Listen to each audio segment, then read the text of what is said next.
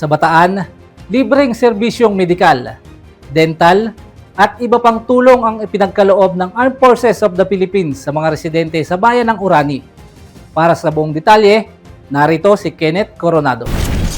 Matagumpay na isinagawa ng Tactical Operations Group 3 ng Tactical Operations Wing ng Northern Luzon Command, katuwang ang 84th Infantry Victorious Battalion ng 7th Infantry Kaugnay Division, ang 2 araw na clean-up drive at community outreach program noong ika-28 ng Mayo sa Orani, Bataan. Nakiisa sa nasabing aktibidad ang lokal na pamahalaan ng Orani, Bataan sa pangunguna ni Mr. Jello R. David, Executive Assistant ng Bayan ng Orani, Member Church of God International Orani, 305th Community Defense Center, UNTV News and Rescue, DOH at volunteers mula sa iba't ibang organisasyon. Handog sa mga residente ang iba't ibang serbisyong pangkalusugan kabilang ang libreng medical consultation, pamamahagi ng gamot at bitamina, dental extraction at oral care, libreng gupit at libreng tuli para sa mga kabataan. Ayon sa mga benepisyaryo, malaking tulong at ginhawa ang naturang programa, lalo na para sa mga pamilyang may limitadong kakayahang makapagpagamot.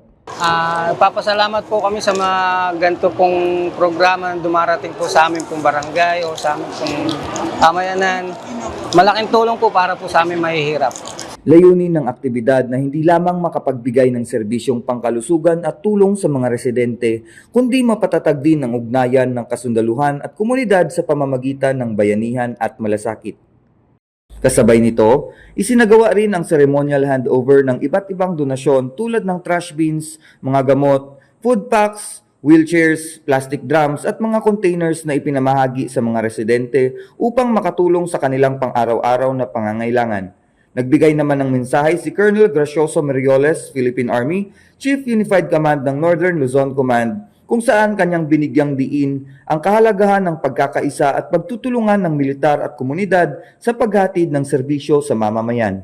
Sa pamamagitan ng programang ito, nais naming iparamdam sa inyo ang aming pagmamalasakit, pag-asa at pagkakaisa. Sa kabuuan, naging matagumpay ang 2 araw na aktibidad dahil sa pagkakaisa at pagtutulungan ng iba't ibang ahensya ng pamahalaan, mga stakeholders at mga volunteers na nagkaisa upang makapaghatid ng tulong at serbisyo sa mamamayan ng Orani, Bataan. Mula rito sa Orani, Bataan, ako si Kenneth Coronado, ang inyong pamilyang kaugnay para sa mas matatag na hukbong katihan ng Pilipinas.